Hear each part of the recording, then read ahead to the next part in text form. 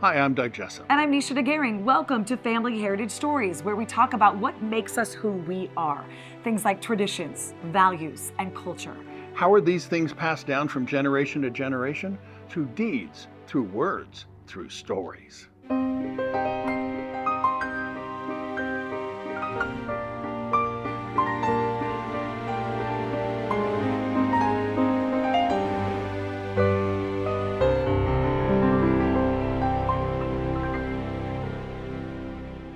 If stories aren't passed down from generation to generation, they're lost. And it's as though those people never existed. In this episode of Family Heritage Stories, people share those stories about special connections.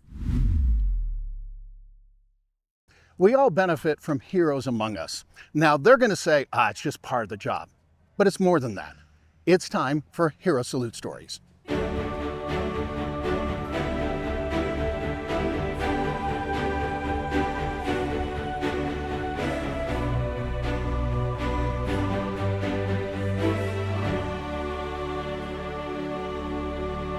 Flew F-16s, T-38s, worked with the Air Force One for a little while, and you said, funny last name, that is true. So for the first few months, it was S+12. That was easier than Schallenberger. So that little plane, the F-14. Okay, yeah. Now, you mentioned the Air Force One thing. You can't leave me hanging. Tell me a little bit more. Yeah, so that was awesome. I mean, incredible experience. You can apply to be an advanced agent for Air Force One, and I did that my last year and a half in the Air Force. And really, it's where you go with Air Force One anywhere in the world that it goes. You go out in advance, a week to 2 weeks in advance, and prep everything for Air Force One. So work with the crew. You want to make sure the president gets in and out. And the idea is to have no news stories. No stairs incidents, nothing like that. Oh, come on! You're gonna keeping us out of business. Jeez, But this was cool. We went to Seoul, South Korea, Mexico, G20 summits. You just really see some amazing things. So another just cool experience and opportunity. Yeah, well, aim high, right? Well, yeah, there you go. Okay. You actually were a pilot right after 9/11. How did that change for lack of a better term, the mission of the military and specifically for the pilots? Yeah, it changed a lot. I remember, just like a lot of people do, that exact day. I was in pilot training at the time in Oklahoma, and we were night flying. So, we're not getting back till 1 in the morning, and we're in that phase of training. I remember waking up at about 7:30 or 8 in the morning, because we'd gotten home late the night prior, and my wife came in the room and woke me up and said, "Rob, you need to see this." I walked out, flipped on the TV, right as Tower 1 was collapsing. Oh, jeez. And I got on the phone, I called over, bases are getting locked down. I mean, I just got crazy stories from different friends who were in the F-16 at the time who were like, they were just told, get in the air.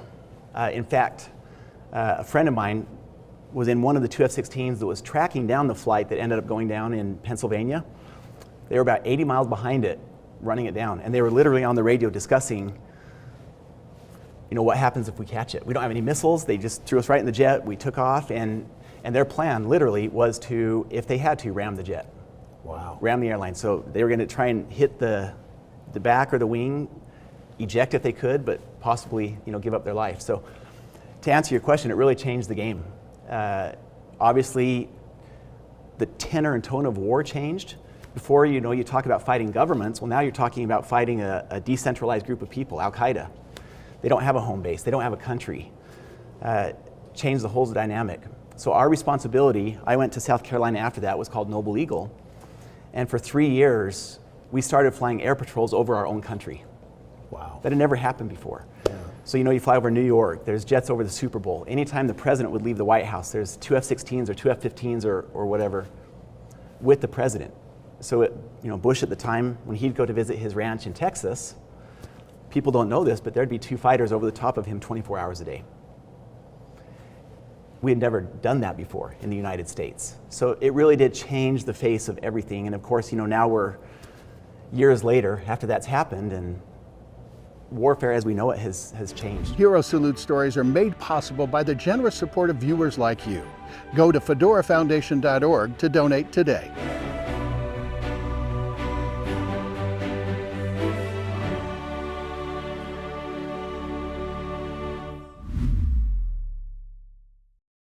In this episode of Family Heritage Stories, Terry Grant shares stories about his special connections. This is Messy Marvin. His room is a mess. His clothes are a mess. The only time he doesn't make a mess is when he makes his chocolate milk. He uses good old-fashioned Hershey syrup in the brand new squeeze bottle. Rich, delicious chocolate flavor that only Hershey can deliver without making a mess. Delicious. Marvin? Good old Hershey syrup in a no-mess bottle.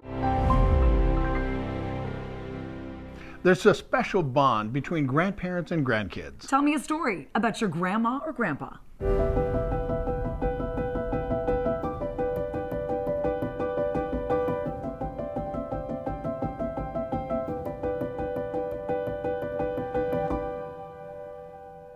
One of the favorite things that I get to do is I get to travel the world and ask people one question that everybody has an answer for.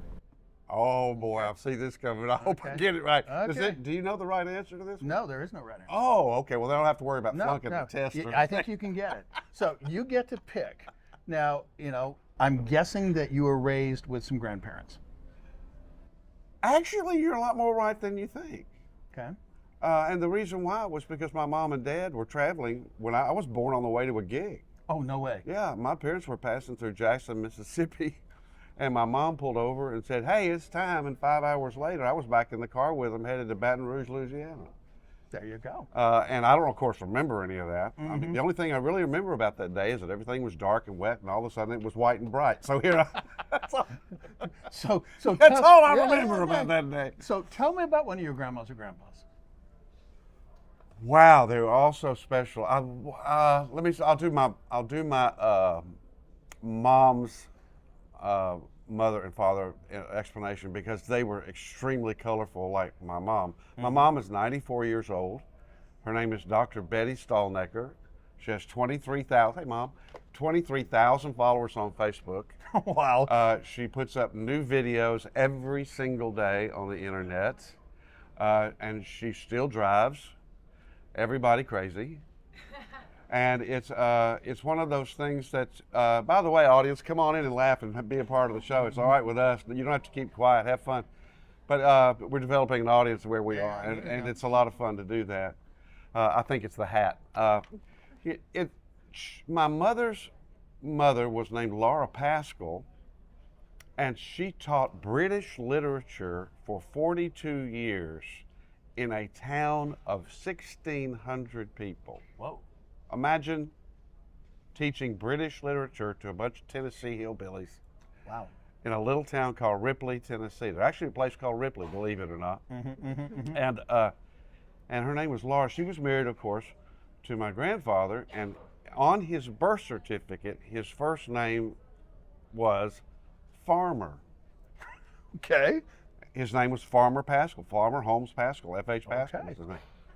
And he was the agricultural county agent in Lauderdale County, just north of Memphis, which is Shelby County.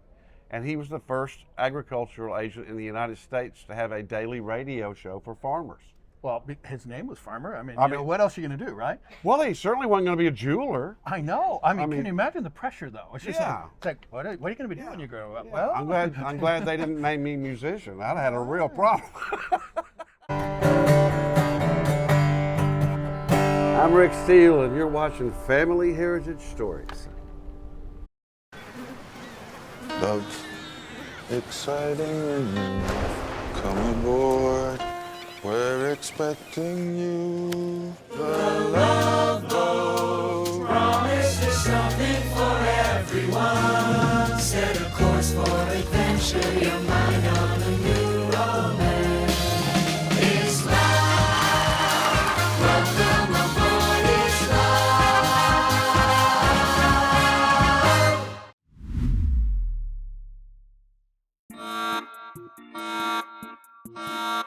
Ron Haycock, do you know where the favorite hiding place of an elephant is? In a tree. Have you ever seen an elephant in a tree? Pretty effective, isn't he? Okay.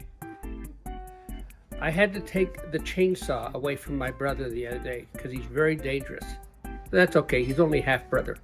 Oh.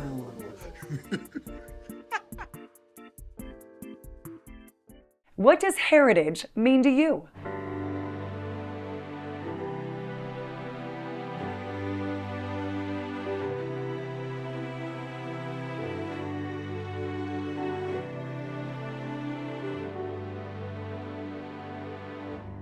You learn a lot about traditions, values, and culture when you travel. And I've noticed that you and your new wife travel just a touch. And so, why do you travel, and what does that mean to you? I grew up in a family that my parents loved travel as well. And so I, as a young boy, experienced, instead of just reading about something in a book, I got to experience firsthand different cultures. It affected my life tremendously. I went off to an international graduate school, a place called Thunderbird out in Arizona that only dealt with just international business degrees. And it has always been something that I have loved to learn about is other cultures. When I travel, I typically like to get off the tourist beaten path and get out and really find what was really people live like. And not to talk un-American, but there is some amazing things in other parts of the world that we could actually learn some of those things and do better in our country. There's some great things here, obviously, as well, too. But I love, so just this Thursday, I am leaving in a few days to go to Denmark. My great-grandparents immigrated from Denmark. And my grandpa, Axel Andreasen, was born on a small farm in northern tip part of Denmark. And I got maps from one of my father's cousins who's in his early 90s now. And I got some maps, and we are going to go find my great-grandfather's farm that he was born and raised on. There was a pond there that he ended up getting baptized into the LDS church, and try to locate and get to our roots in Denmark. I have a lot of Scottish and English, and we've explored those areas. But this will be a whole new place. I've never been to Denmark before, and to explore the roots that come from that Danish heritage. And they immigrated here. They ended up in Ephraim, Utah, before they moved down to by the lake, Utah Lake. And they were then displaced when Geneva wanted to be built, and the government put them into Orem, and that's where they lived until they passed away. So I love my Danish heritage. I remember all the wonderful cooking that my grandma, whose parents had immigrated, used to cook her Danish foods.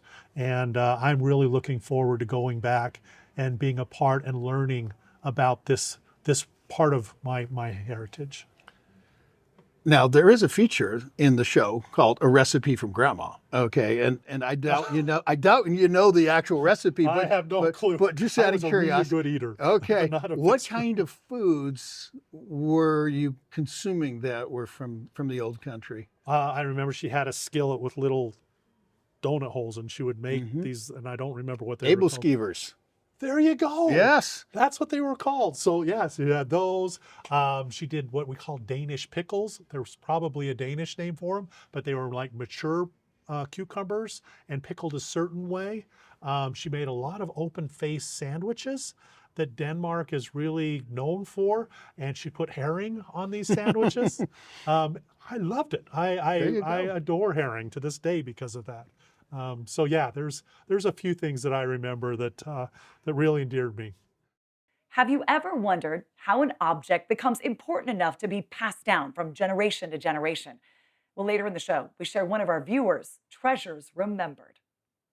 The Fedora Foundation supports the collection, preservation, and distribution of diverse stories of traditions, values, and culture through Family Heritage Stories, on TV and online at familyheritagestories.org. Well, but why? Why do we do this? Here's our why. We want to give examples and ideas of stories that can be passed down from generation to generation. Because if those stories aren't passed down, it's as though those people never existed. Now, I know some of you are out there saying, oh, I don't have a story. No, everyone has a story. Stories have power. They help us understand each other. One of my favorite stories was from a woman by the name of Romaine, 103 years old. I asked her, Romaine, do you remember the first time you drove a car? Her eyes lit up and she started moving her arm in rhythm. I said, oh yeah, it's my daddy's 1917 Ford Coupe. I was 12 years old. I ran it into the ditch. And Daddy made me go into the garage and do 50 shift patterns before he'd let me drive it again. That was the story. When Romaine passed away, I went to her celebration of life. And her family surprised me, gave me a big hug, and said, Doug, I don't think you understand what that interview meant. We'd never heard the car story. We watched it with Romaine over and over again, and now we have her story in her words that we can keep forever. The power of stories is amazing. The power to connect generations through stories. Wow. Please learn the stories of your grandparents, and then in turn, pass those down to your grandchildren. Because as Deanne Jensen said, spend more time with your grandparents. When they're gone, they're gone. And then you wish I had asked her what life was like and how she got through. For Family Heritage Stories, I'm Doug Jessop. Hi, I'm Terry Grant. You're watching Family Heritage Stories. We'll be right back. Your history is everywhere, if you know where to look. But searching through all this? Are you kidding me? Actually, Kindex makes it easy to gather records and add them to your online archive.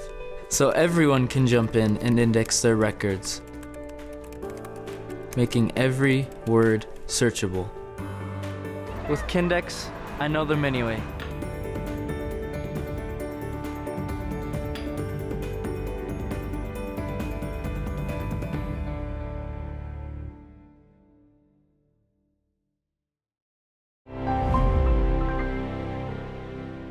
It's time for a recipe from Grandma.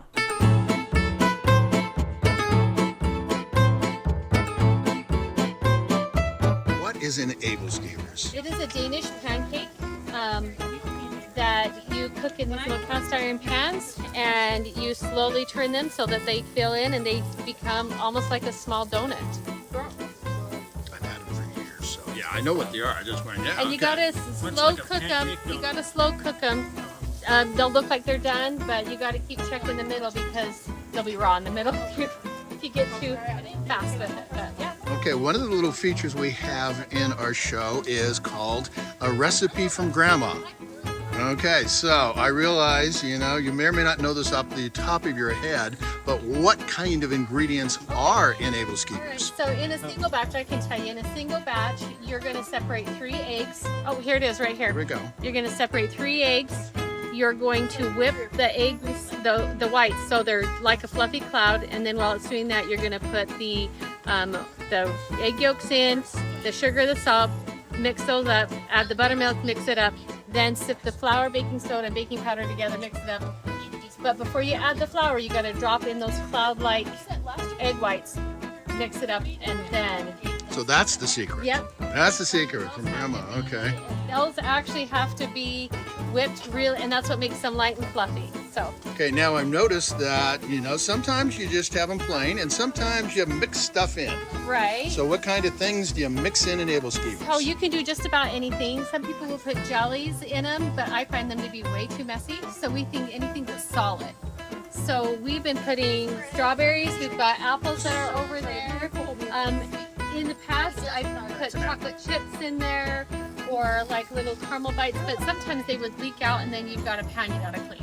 So okay. It's just a little easier solid stuff. And then we just top with jams and powdered sugar and syrups. We've got caramel syrup, chocolate syrup, just about anything you want to put on it. What's your favorite flavor? I'm gonna actually have to say I tried the apple one for the first time today. We've been making them for a couple of years, but we've never had any to try. And we opened one up and ate it when we first started, and amazing. The apple one is by far my favorite, and that's saying something because I love strawberries. We'll be working on a grandiose sculptural project, and Sifu has been a real reason he was invited to do this work. A monumental illustration statue of bronze to be erected.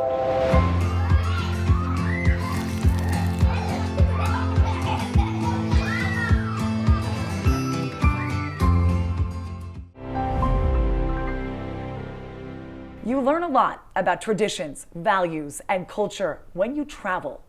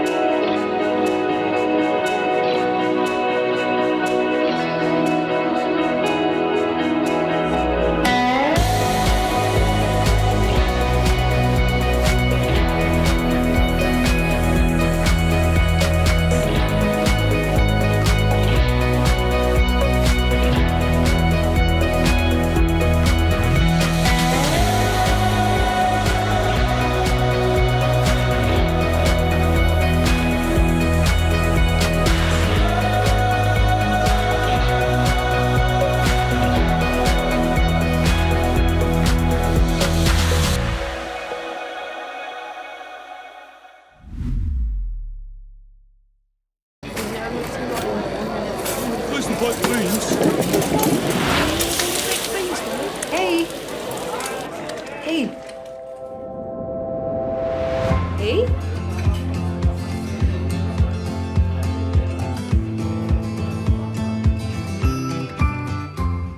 Objects with stories are treasures remembered.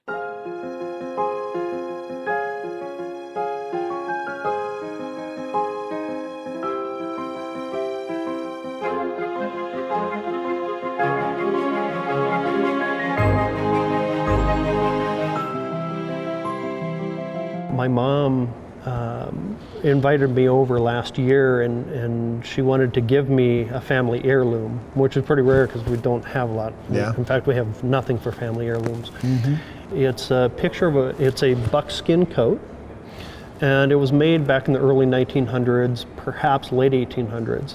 On the back of it are brands from ranches, and in the middle of it is my great-grandpa. And there's a cow, and it's my great-grandpa's brand, and it's my great-uncle's brand.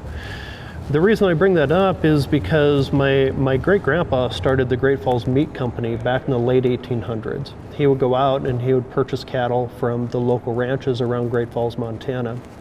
The brands on the back of that buckskin coat are from those ranches. And that is a piece of tangible, in fact, it's the only piece of tangible history, of family history that I have. So when you hold that, Mm-hmm. you know, when you look at those brands, you smell that leather. Yeah. What's the, as you put it, what's the emotion that you feel? You definitely feel a direct link to your past. Everyone has a story. And sometimes those stories are told through music.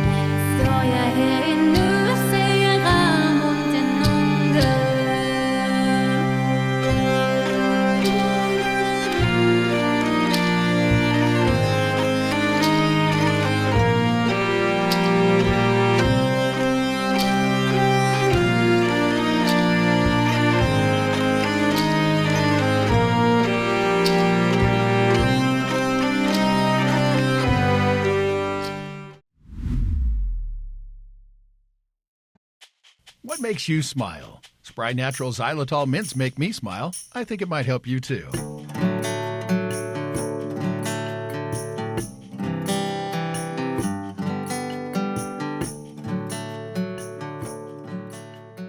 It's our honor to be able to help people remember where they came from. The Fedora Foundation supports the collection, preservation, and distribution of diverse stories of traditions, values, and culture through Family Heritage Stories on TV and online at familyheritagestories.org. How do you want to be remembered?